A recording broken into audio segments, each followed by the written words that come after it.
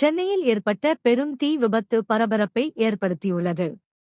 தனியார் வாகன நிறுத்துமிடத்தில் ஏற்பட்ட இந்த தீ விபத்தில் 20க்கும் மேற்பட்ட கார்கள் தீயில் எரிந்து சேதமடைந்ததாக தகவல்கள் தெரிவிக்கின்றன. தீ விபத்து ஏற்பட்டதும் அந்த பகுதியில் அடர்ந்த கரும்புகை பரவியதால் பொதுமக்கள் அச்சமடைந்தனர். தகவலறிந்து சம்பவ இடத்திற்கு விரைந்த தீயணைப்பு துறையினர் பல மணி நேர போராட்டத்திற்குப் பிறகு தீயை கட்டுக்குள் கொண்டு வந்தனர். தீ விபத்திற்கான காரணம் உடனடியாக தெரியவில்லை. மின்கசிவு அல்லது வேறு தொழில்நுட்ப கோளாறு காரணமாக தீ ஏற்பட்டிருக்கலாம் என்ற கோணத்தில் அதிகாரிகள் விசாரணை நடத்தி வருகின்றனர். இந்த சம்பவத்தில் உயிரிழப்பு எதுவும் பதிவாகவில்லை என்றாலும் பல வாகனங்கள் முழுமையாக எரிந்து நாசமானதால் பெரும் பொருளாதார இழப்பு ஏற்பட்டுள்ளது. சென்னையில் சமீப காலமாக தொடர்ச்சியாக நிகழும் தீ விபத்துகள் பாதுகாப்பு நடைமுறைகள் குறித்து புதிய கேள்விகளை எழுப்பியுள்ளன. அதிகாரிகள் தீ விபத்துக்கான முழுமையான காரணத்தை கண்டறிய விசாரணையை தீவிரப்படுத்தியுள்ளனர்.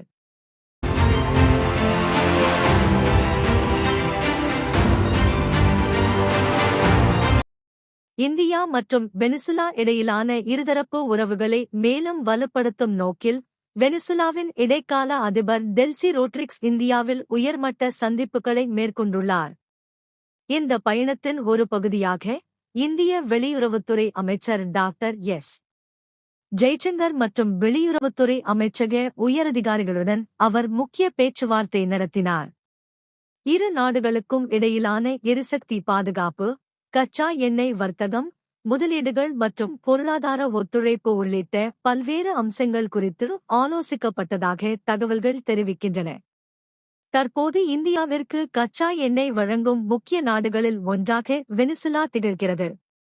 மேற்காசியாவில் நிலவும் பதற்றமான சூழ்நிலையில் மாற்று எரிசக்தி ஆதாரங்களை உறுதிப்படுத்த இந்தியா தீவிர முயற்சிகளை மேற்கொண்டு வருகிறது.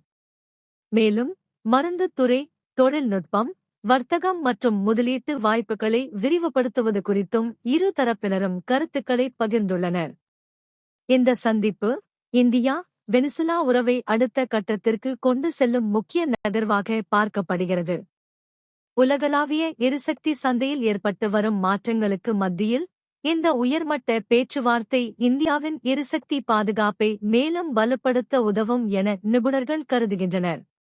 செயற்கை நுண்ணறிவு எனப்படும் AI தொழில்நுட்பத்தின் பயன்பாடு குறித்து உச்சநீதிமன்றம் முக்கியமான கருத்தை வெளியிட்டுள்ளது. வழக்கறிஞர்கள் மனுக்கள் தயாரிப்பதற்கும் சட்ட ஆய்வுகளை மேற்கொள்வதற்கும் வாதங்களை வடிவமைப்பதற்கும் AI கருவிகளை பயன்படுத்தலாம் என்று நீதிமன்றம் தெரிவித்துள்ளது. ஆனால் AI உருவாக்கும் தகவல்கள் மற்றும் மேற்கோள்கள் துல்லியமானவையா என்பதை வழக்கறிஞர்கள் கட்டாயம் சரிபார்க்க வேண்டும் என்றும் எச்சரித்துள்ளது. அதே நேரத்தில் நீதிபதிகளின் தீர்ப்புகளை வழங்கும் பணியை AI ஒருபோதும் மாற்ற முடியாது என்று உச்சநீதிமன்ற நீதிபதிகள் வலியுறுத்தியுள்ளனர்.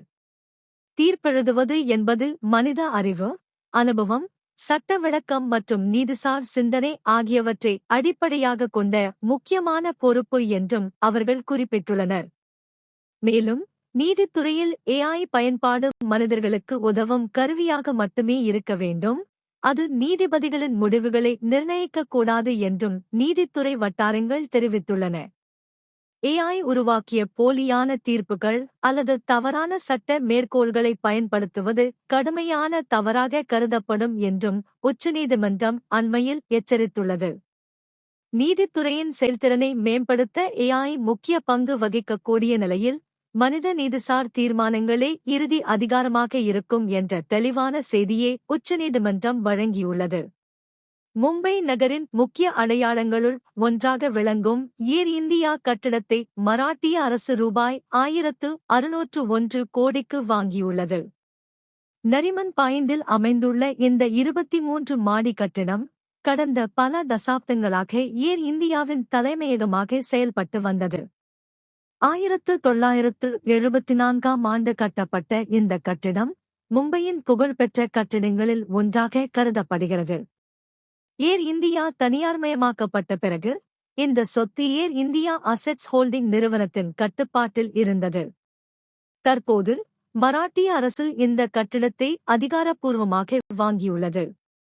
இந்த கட்டிடத்தில் பல்வேறு அரசு துறைகளின் அலுவலகங்களை ஒருங்கிணைத்து செயல்படுத்த திட்டமிடப்பட்டுள்ளதாக அதிகாரிகள் தெரிவித்துள்ளனர். இதன் மூலம் அலுவலக இடப்பற்றாக்குறையை குறைப்பதோடு வாடகை செலவுகளையும் குறைக்க முடியும் என்று அரசு நம்புகிறது. கட்டிடத்தின் பாதுகாப்பு மற்றும் கட்டமைப்பு தரத்தை ஆய்வு செய்த பிறகு தேவையான புதுப்பிப்பு பணிகள் மேற்கொள்ளப்பட உள்ளன. மும்பையின் வரலாற்று மற்றும் நிர்வாக முக்கியத்துவம் வாய்ந்த இந்த கட்டிடத்தை அரசுடைமையாக்கியிருப்பது மராட்டிய அரசின் முக்கிய நிர்வாக நடவடிக்கையாக பார்க்கப்படுகிறது.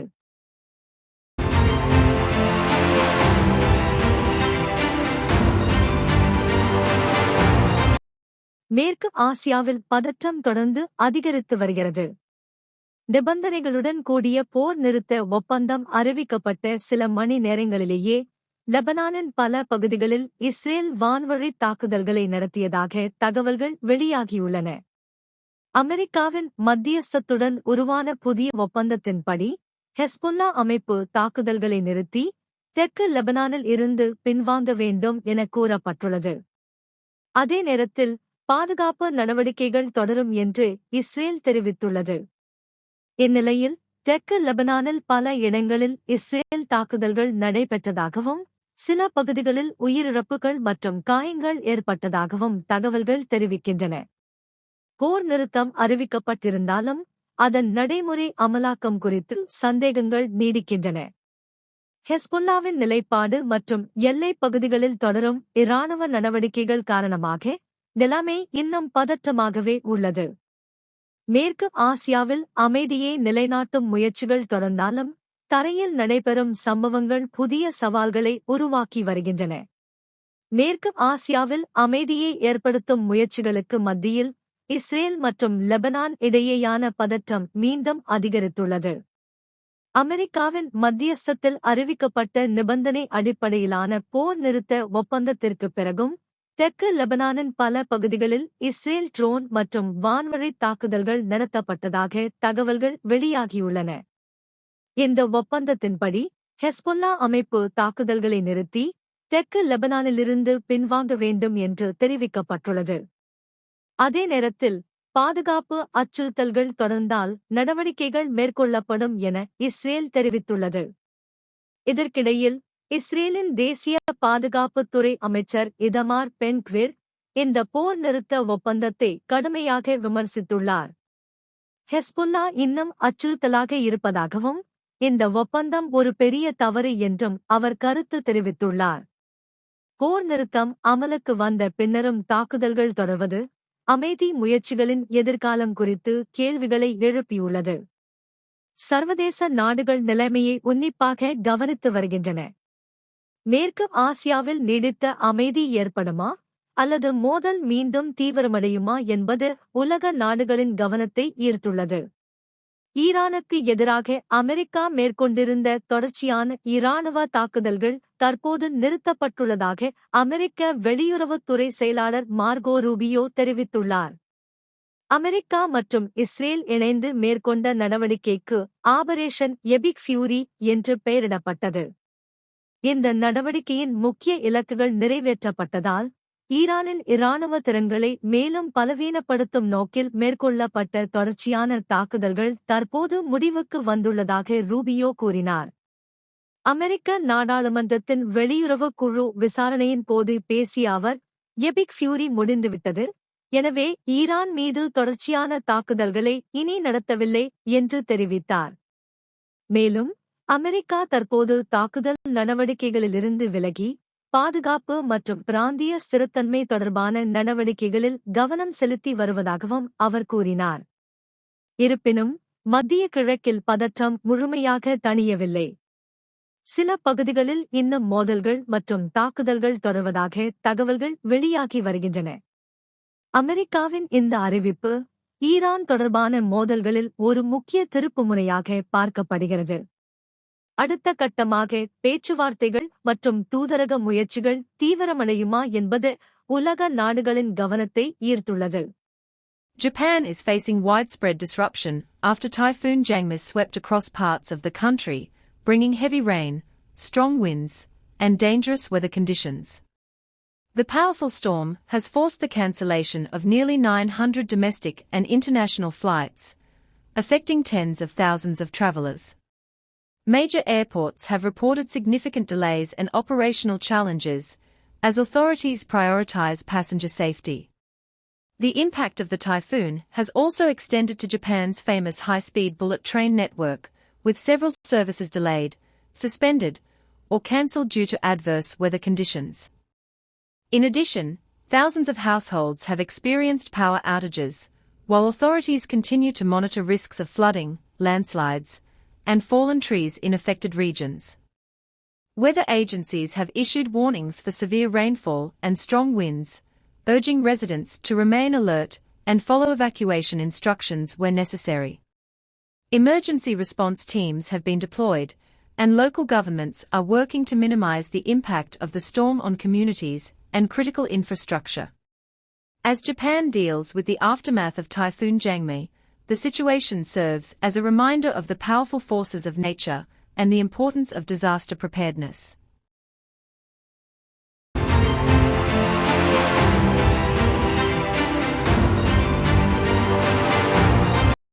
சுற்றுச்சூழல் பாதுகாப்பு மற்றும் சுத்தமான ஆற்றல் உற்பத்தியில் புதிய மைல்கல்லை எட்டும் வகையில் ஆராய்ச்சியாளர்கள் 2 முக்கியமான தொழில்நுட்ப சாதனைகளை உருவாக்கியுள்ளனர்.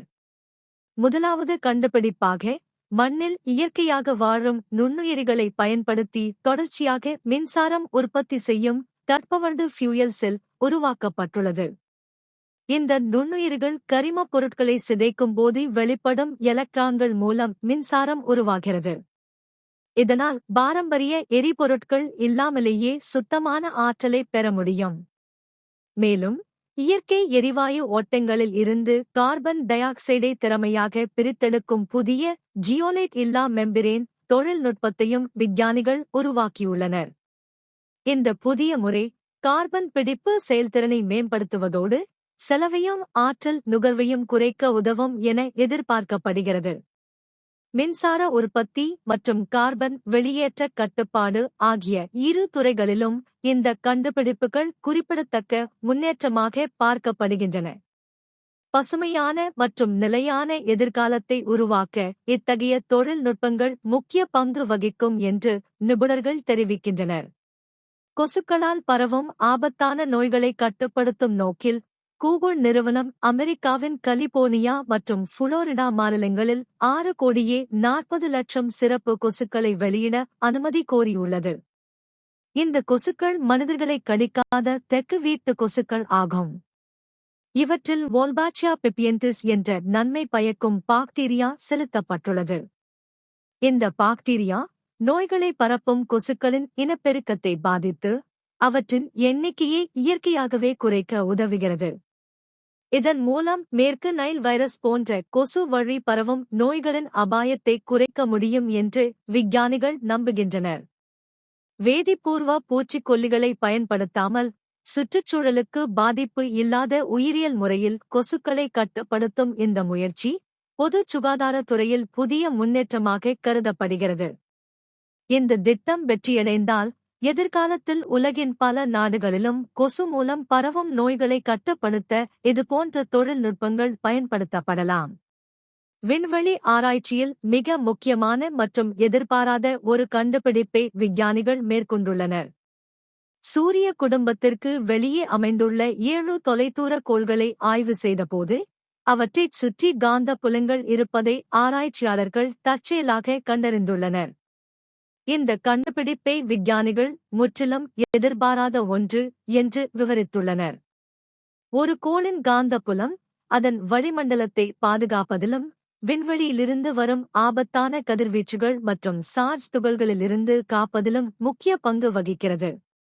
பூமியில் உயிர்கள் நிலைத்திருக்கவும் நமது காந்தப்புலம் முக்கிய காரணமாக உள்ளது. எனவே இந்த 7 அயல்கோள்களிலும் காந்தப்புலம் இருப்பது அவற்றில் உயிர்கள் வாழ்வதற்கான சாத்தியக்கூறுகளை ஆராய புதிய வாய்ப்பை உருவாக்கியுள்ளது.